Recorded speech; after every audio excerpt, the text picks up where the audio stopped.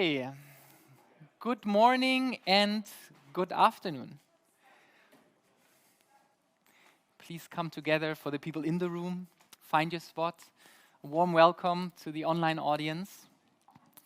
My name is Jan Lachenmeier, and I'm one of the managing directors of NPACT. And we organized and are hosting this panel. So, who's NPACT? NPACT is a non-profit organization headquartered in Berlin, and we empower startups and foster international cooperation in emerging and developing countries and markets. And India is very close to our heart because India has a lot of very inspiring entrepreneurs, and we have a passion for entrepreneurs because entrepreneurs are the change drivers. To us, entrepreneurs are the ones that take things in their own hands. If they see a problem, they create a solution. And it's not just the small entrepreneurs, but we focus on the startup entrepreneurs. So these are the ones that then potentially scale, as in create the solution that they create impacts a lot of people. They create a lot of jobs in a short amount of time. And they are then interested to build bridges. And that's why those are the ones that we try to support and work with them. And we, of course, can't do this alone. That's why we work with great partners, and one of them is the Berlin Senate. We were working together with the Berlin Senate since 2017, and the main initiative that we develop here is Asia Berlin. So this is the Lighthouse, the Asia Berlin Summit, where we are all present now, which takes place once a year. But Asia Berlin is much more. Asia Berlin is essentially a network, a networking initiatives to build bridges between Berlin, Germany, and India, but not just India, of course, all over Asia. And it's about building bridges, it's about building a network, so it's about creating an infrastructure. And via this infrastructure, partnerships, collaborations, investments, businesses are happening. So, some of the activities are delegation trips. Since 2017, we organized delegation trips to India, to China, to Southeast Asia. But especially India was from the very beginning a cornerstone.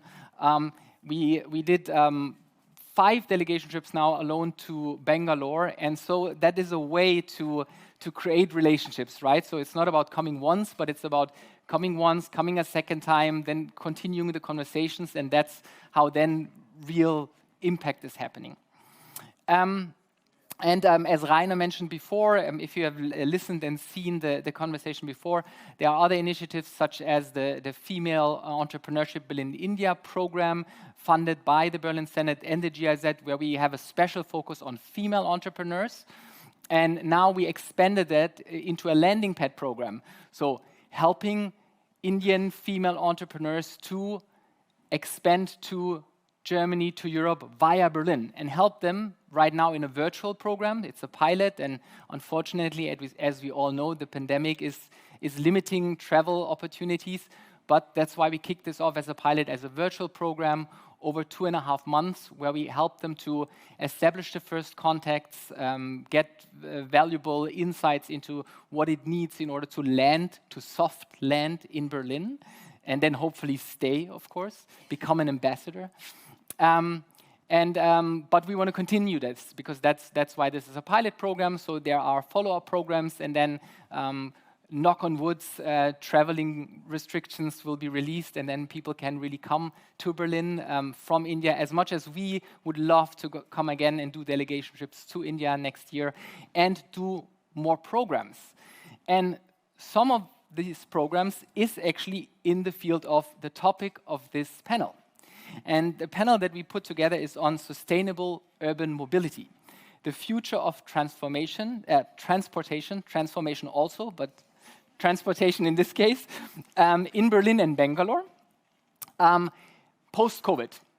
Now, we are not yet in post-COVID, I would say, but hopefully we're getting closer to that. So one topic will also be to understand, okay, what is the impact of the pandemic? How did you react? And what are the future steps? No?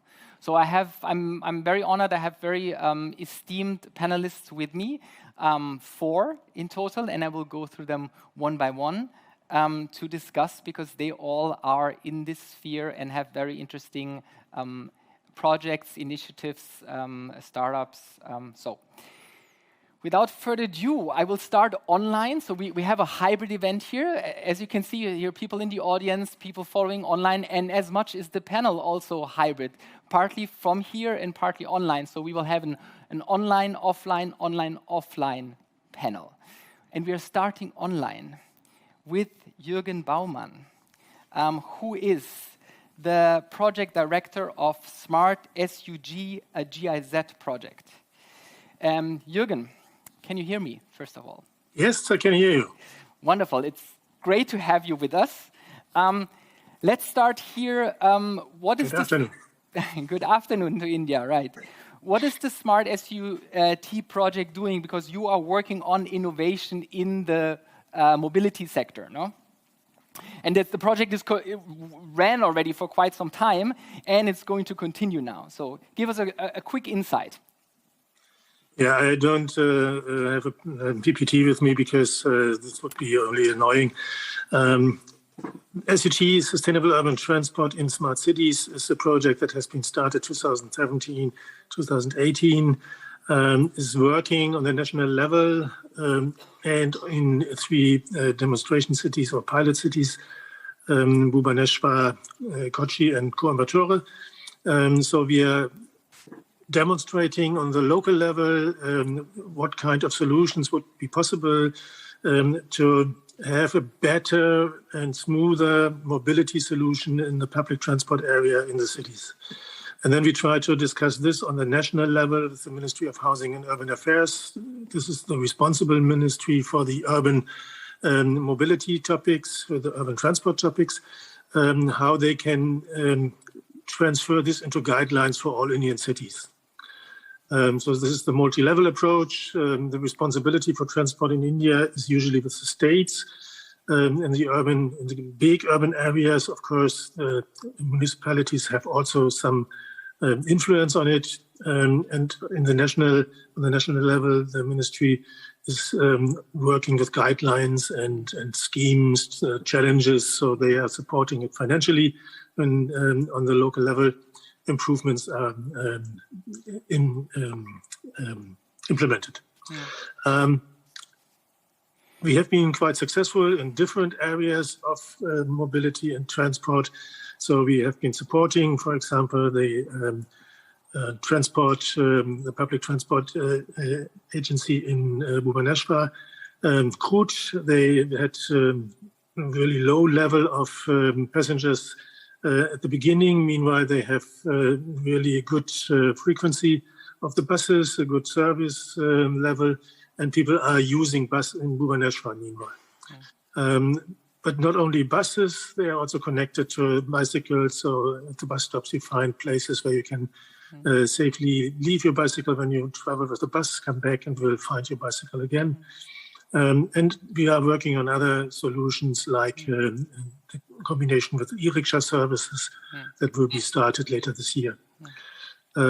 Similar, we are working in Kochi on different levels. So we have supported the bicycle strategy and the first bicycle pop-up lanes that they have started there.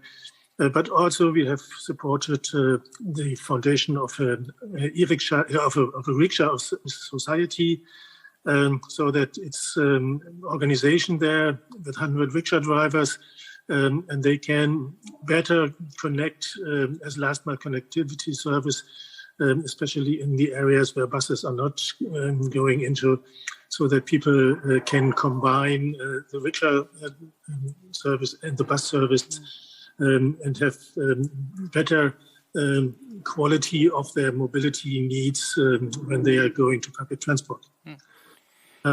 Also in Coimbatore, we have put lots of efforts in the non-motorized transport topics. We have demonstrated the technical urbanism measure how changed design of a street would improve the movement of cars, buses, and people. So that the council afterwards decided that this, which was a temporarily redesign, should become a permanent redesign and put money into the budget, so that they are now planning and implementing this changed design in the next years. And there will be a smoother traffic in front of the municipal corporation offices.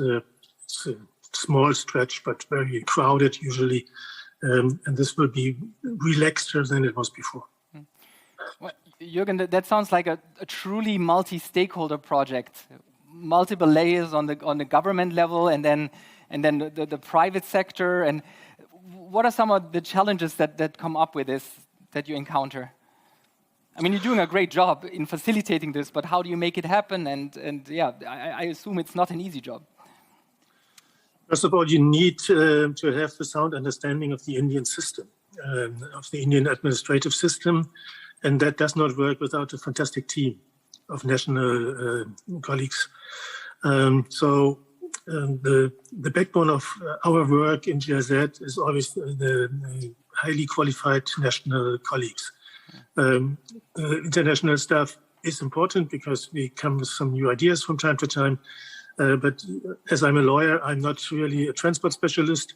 I somehow able to manage the team and get some good ideas from international networks to add to the capacities of my national staff members, team members. And in this way, we are able to convince the local level, the transport commissioners, and in the ministry, the secretaries, undersecretaries, as assistant secretaries. So many secretaries are running around there.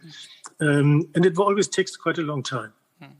We also need to be aware that all our interventions, compared to the sheer size of India, are always very small. So when I'm asking for a meeting with the secretary, he is looking at me and asking me, okay, how much do you have in your pocket? And then he is thinking, I can go to this meeting, there we talk about 100 million. I can go to this meeting with Jurgen and we talk about 8 million. Which is more important? So it takes quite a long time to establish a relationship, a trustworthy relationship, that it's not all about money, but it's also about the quality of what you are delivering to your partners. And after 4 years, I can say partners understand now that talking with us is also something they are benefiting from. Because not everything is about money. Sometimes you need to get a qualitative, perfect advice to move things forward, and you will get a good solution, and you will make your people happy. Because this is where you can then also convince on the national level the ministries that the solutions that they are working at together with us will help them to move things forward.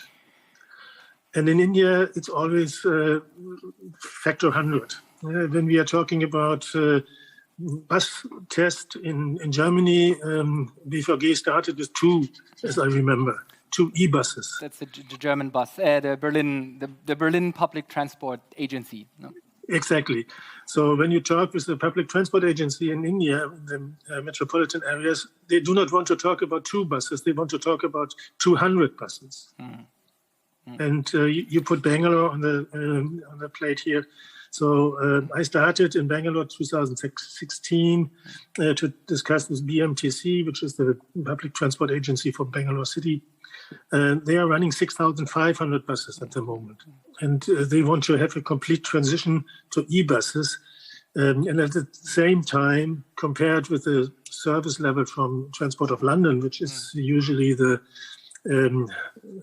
level where we are looking at, Indian and UK have quite close relationships. So Transport of London is always used as a benchmark. Bangalore should have around about 15,000 buses. And when you then say, "Oh, let's start with 2 buses," the manager says, "No, not really. Why shall I start with? I do not understand 2. Let's buy 200. That's much better." So the numbers equations are other dimensions than we know from a German perspective. Yeah, definitely. And I understand you on the government political level. It is the network, the partners that you create, and that takes some time to build the trust that everyone understands how to collaborate. And that's why it takes time, I would say.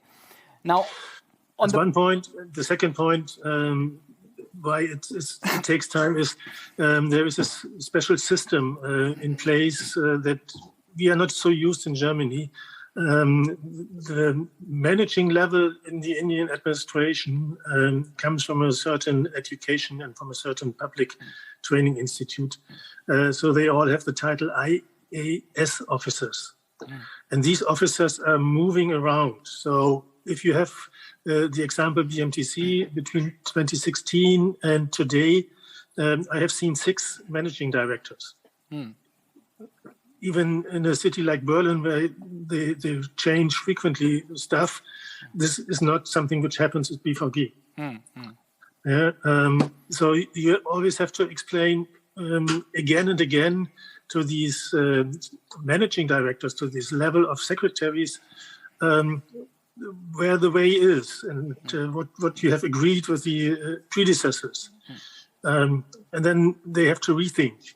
It's not the point that they wouldn't do it, but they need to understand it, and you need to explain again and again. So it slows down every process. Every project takes longer because you frequently have to restart, not from scratch, but restart this convincing discussion with the responsible manager to sign the contracts at the end.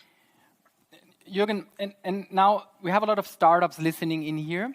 So on the private sector side, be it startups or be it established corporates, how do you engage them? Or like talking to our startup community, how can they bring their innovation to India?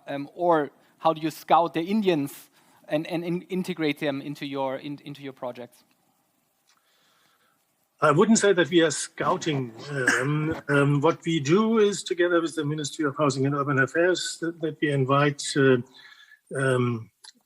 startups, entrepreneurs, students, people who have new ideas, innovators to certain challenges. So we are going to describe a problem, and then we invite them to come up with possible solutions, and then we are trying to link them to public agencies who would like to try these solutions for their specific problem in their specific area of responsibility. So that's quite open. We have certain programs that are run from BMZ, from the German Ministry, that is also funding our activities, like Develop PP, where we can also have joint projects with startups, with people, with company who want to go to the Indian market, and where we can describe a joint project to find solutions or to use a solution that is developed in Germany to the Indian market, where we just are in the process to start an innovation lab with a private partner, looking for innovative solutions from the technical side for mobility problems in India. So there are different options how we can involve private partners into the work we are doing. And we are very interested to do this in both directions. So it's not only the question to get startups from Berlin to India, but also the other way around when we are identifying that there are interesting solutions in India. We would also be interested to help these startups getting back to Germany or getting over to Germany to go into the German market as well. Okay, Jurgen, thank you so much for the insights. We are looking forward to hear more from this initiative. Moving on to our next panelist, Juliane Renz. She's the head of business development of ELO Mobility. Please come on stage.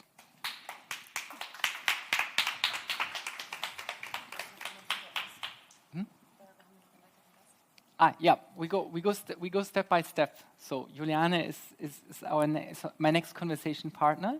So ELO Mobility. You're in the field of mobility, bringing innovation into the field of mobility. What is ELO Mobility doing?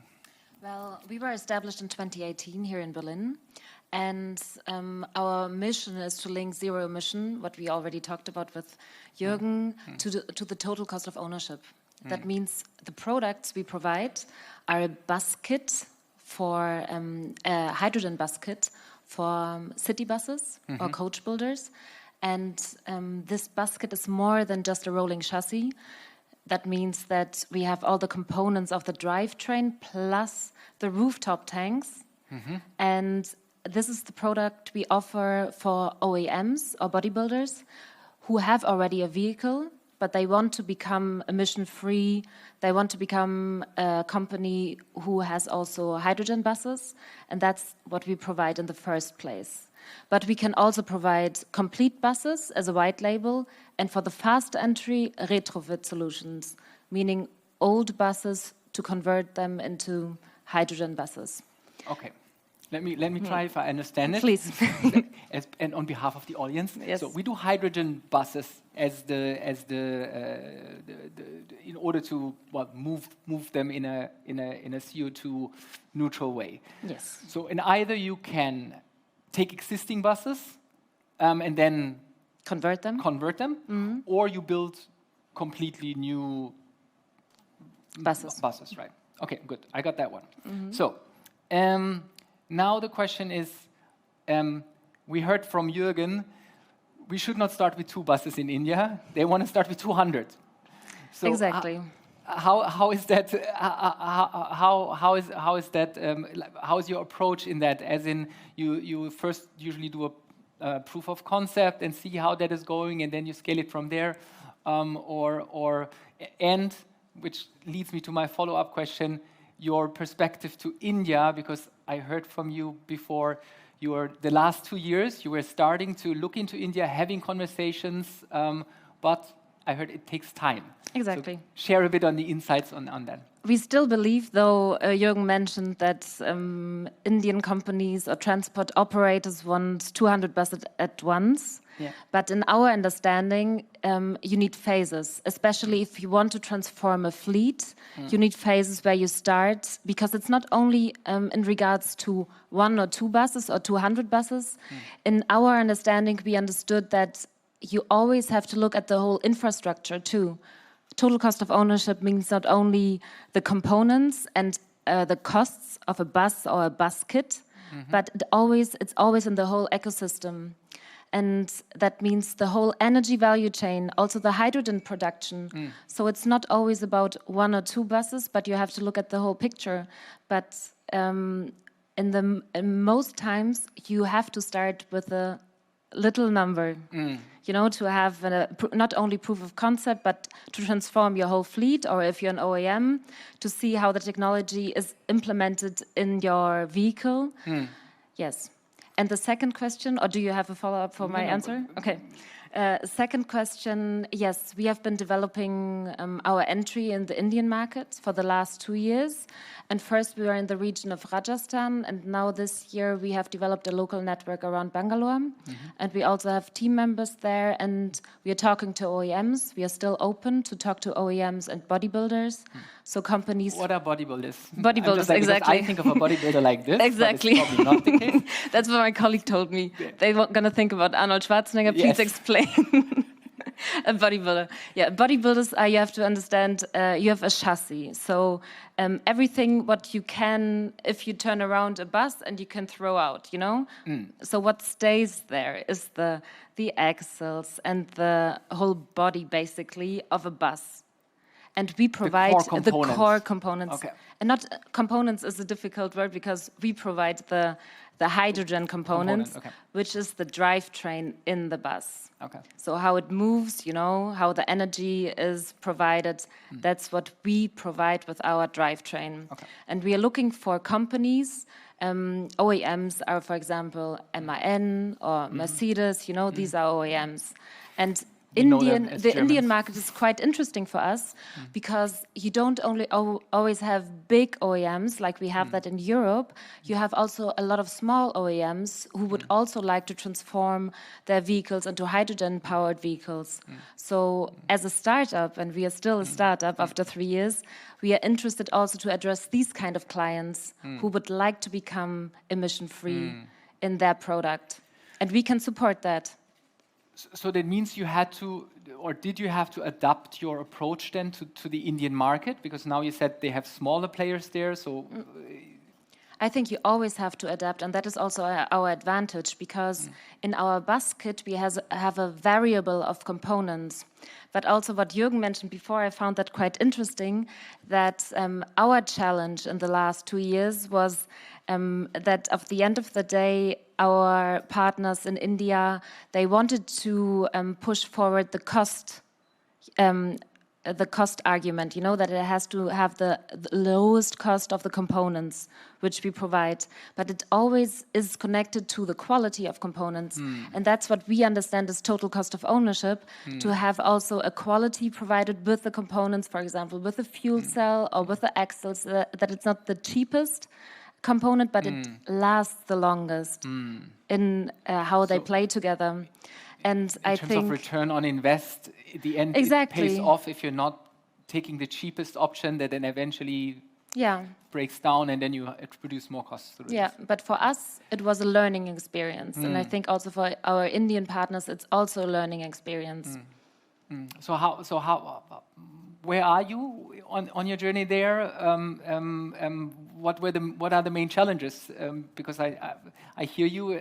You had to adapt. You did adapt. Of course, because if you want to provide a bus kit, you have to adapt to the local challenges, and we always want to localize. So only the technology transfer as the first phase comes from Germany as the bus kit, but we don't see any sense in building the whole bus here in Germany. No. You have to use the local universities, also the educational approach, and you have to use the OEMs who are there. And of course, after the first phase of the components, which come maybe from Europe, you have to find maybe a better version of the components there in India, and can then exchange, you know, the batteries which are provided here, with localized so you produce components locally then, step by step. Exactly. Okay. Yeah, but still, you know, we are still also, we find these bilateral programs, which were mentioned before, quite interesting and also challenging, because everything has to be correct. We are still a startup. We are looking for OEMs in India, and it's a journey, but we are looking forward to that. We see a high potential there.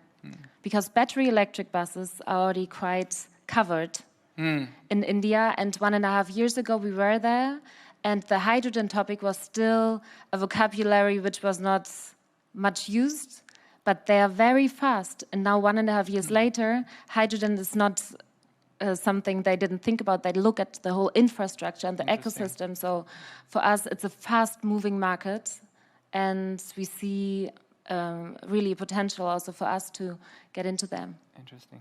So then, what are the next steps? I heard you are looking for partners still. So you're close to the breakthrough of Exactly. We are close to the breakthrough, but we are still looking for bodybuilders, or if you want to change or transform your fleet, we can provide the technology.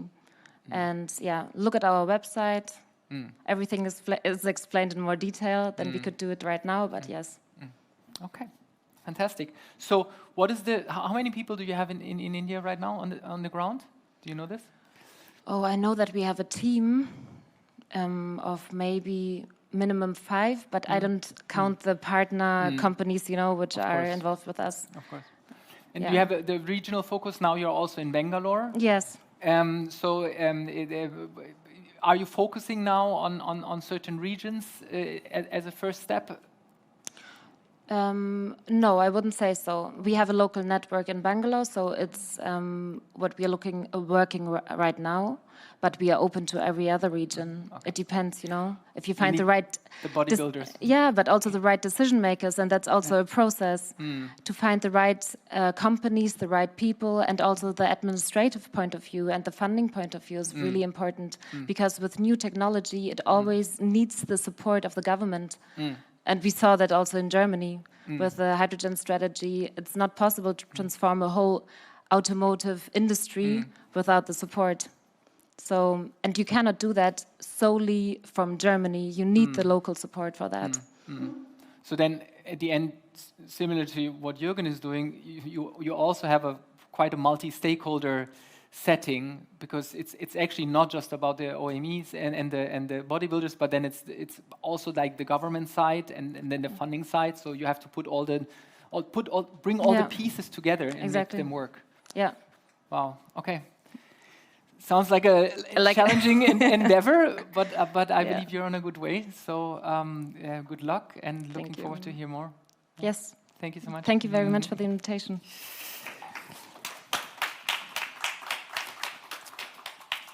So now that was the Berlin perspective on from a Berlin startup going to India. Now we flip the side, as in we're looking again from India into India. And moving to online, we have Vivekananda Hallekere. He's the CEO and co-founder of Bounce, and an innovator also in the mobility sector. But Vivekananda, tell us what you do. Yeah. So in India, to give you a quick context of India, public transport hasn't scaled in most of the Indian cities. While in a city like Bangalore, close to about 4-5 million people move on less than 5,000 buses, and these are super crowded, and it's not a pleasant experience. So just to give you an example on how tough it is to move from point A to point B in India, and the vehicle personal ownership is also very low. But despite that, India is a country with a lot of population. So further private ownership would mean more traffic jams, more parking spaces being eaten up, etc. India is also a large two-wheeler country. India has more than 200 million plus two-wheelers. So what we have done as a solution is we make scooters to be available on sharing basis. The moped, when I say scooters, we call the mopeds as scooters here, where two people can easily go from point A to point B on a scooter, pay only for the time and distance they use. So we started with petrol scooters. So it's like Lime or because here in Berlin, you folks would know EMI, right? So we do what EMI does in Berlin, in Bangalore, at a higher scale. So in Bangalore, pre-COVID, we used to operate with close to about 25,000 scooters, doing close to about 120,000 rides a day. And 120,000 rides a day is almost 1/3 of what the metro rail does in Bangalore. Wow.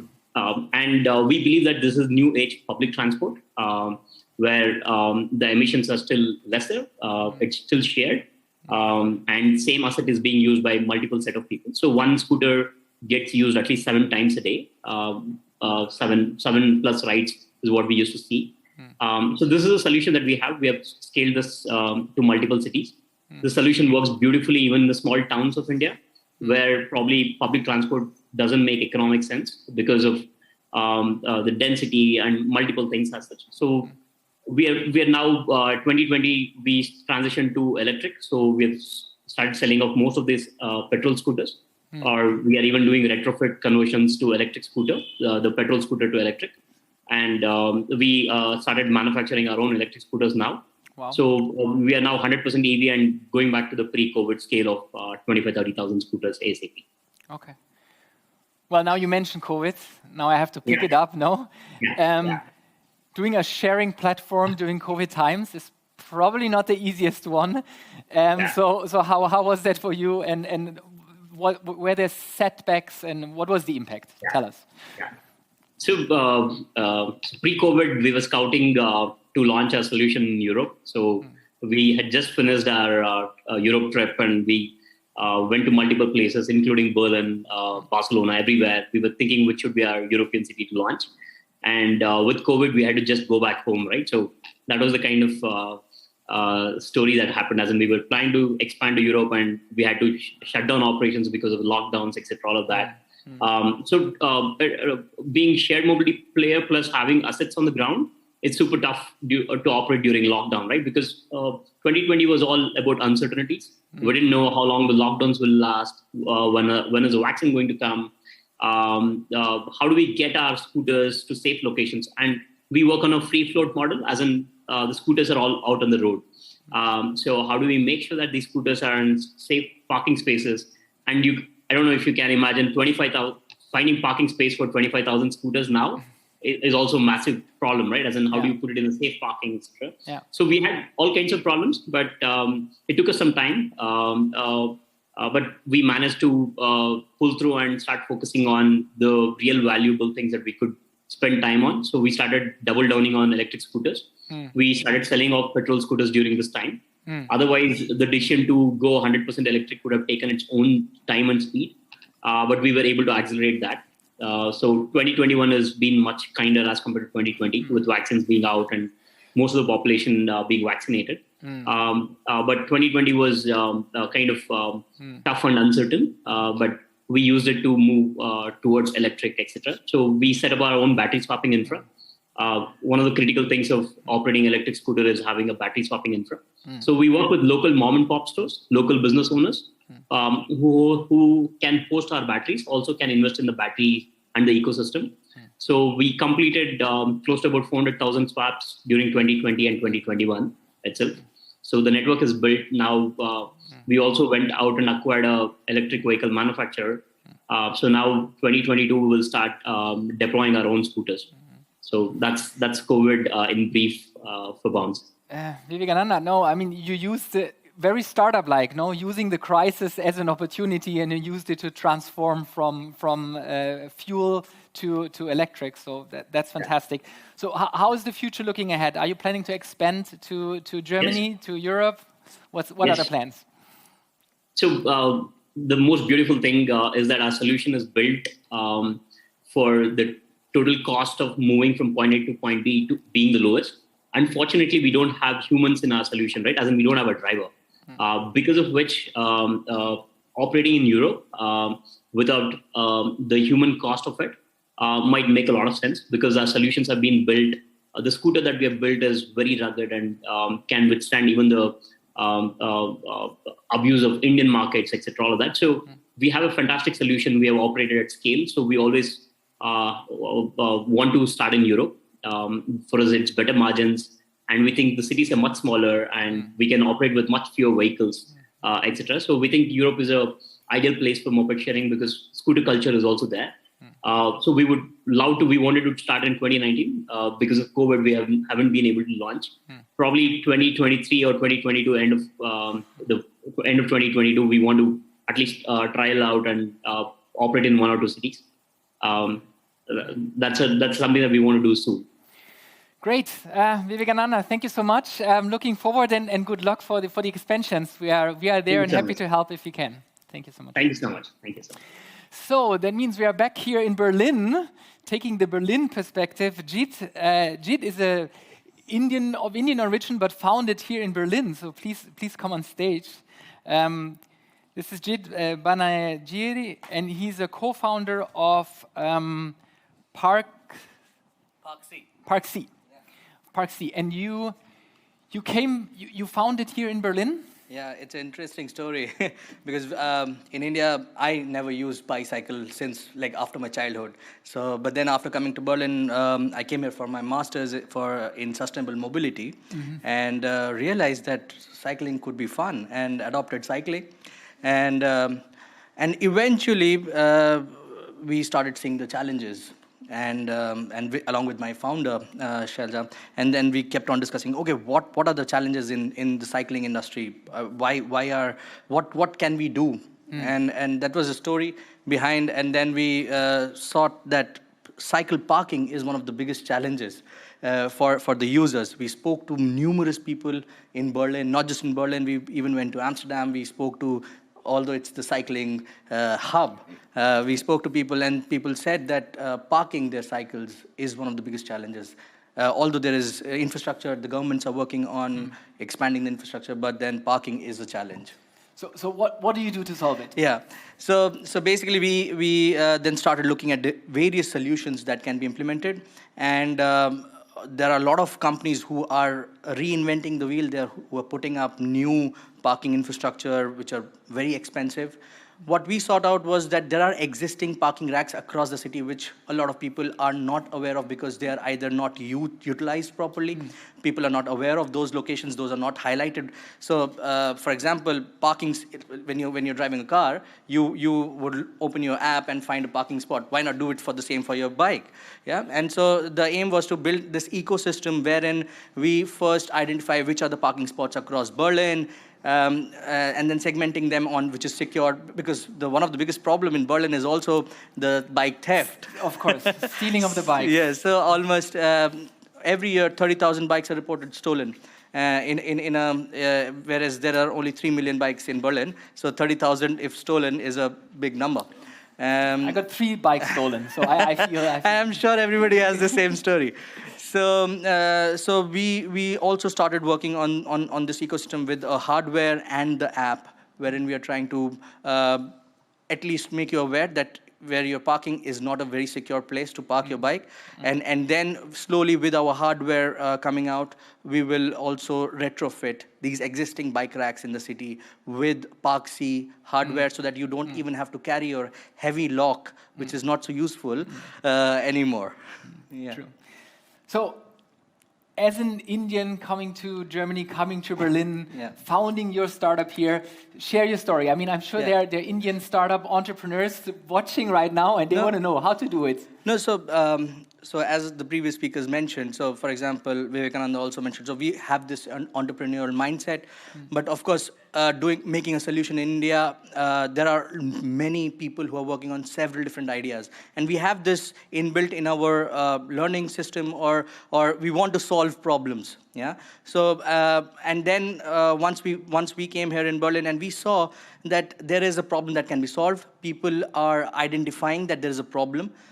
And also I would say that we got a good platform. So for example, we started with TU Berlin, under the Center for Entrepreneurship TU Berlin. We pitched in our ideas, we pitched in our, so we kept on participating in several pitches just to see that what's the traction like, how do people really like the idea.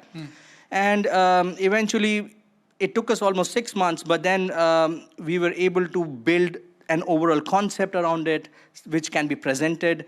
And just last month, we won the BPW EMC Award, which is the Berlin-Brandenburg. It's a business competition for Berlin-Brandenburg. Yes, exactly. And you won it. Congratulations. Yeah, thank you. And so what we found was that there is, in Berlin, the kind of support system that has been built. So everybody keeps on saying that, oh, Berlin is the startup hub.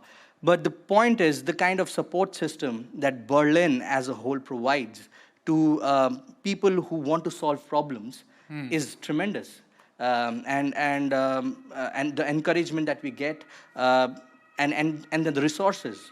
One is encouragement. Everybody will say, "Oh, perfect idea," but then you also need the resources. So yeah, and we've been in good hands.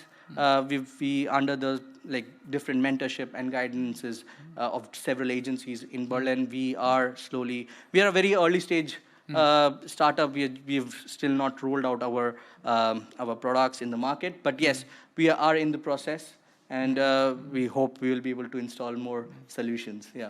So, but it's great to hear that Berlin has the support system, and so we give some kudos to the Berlin Senate who's involved, Berlin Partners, and a lot of other organizations. No? Absolutely, absolutely. I'm really glad that we got in touch with so many different organizations who really helped us in the process, and of course are still helping us.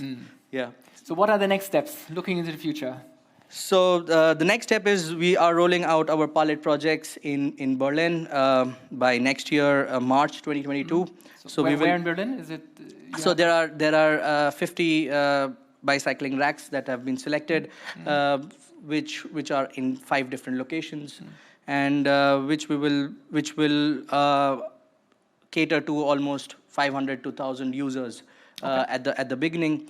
And once we cross that mark, we want to scale up and we want to go to across Germany. There are 79 million cyclists in Germany alone, and across German cities, and then moving to other European countries. And then also in India, for example, in Bangalore, once we're able to scale up the idea, once we're able to make it a foolproof system, we will even start implementing our solutions in India. And also the aim of ParkC is not just to provide like a parking solution, it's to promote cycling as a behavior as well.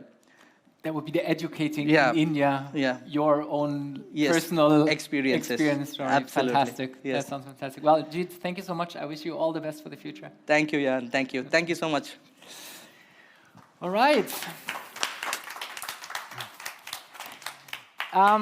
That means today is the India Day, so that was only one minor part of the whole program. There's a lot to follow, so please stay tuned. We have a short break, Amrita.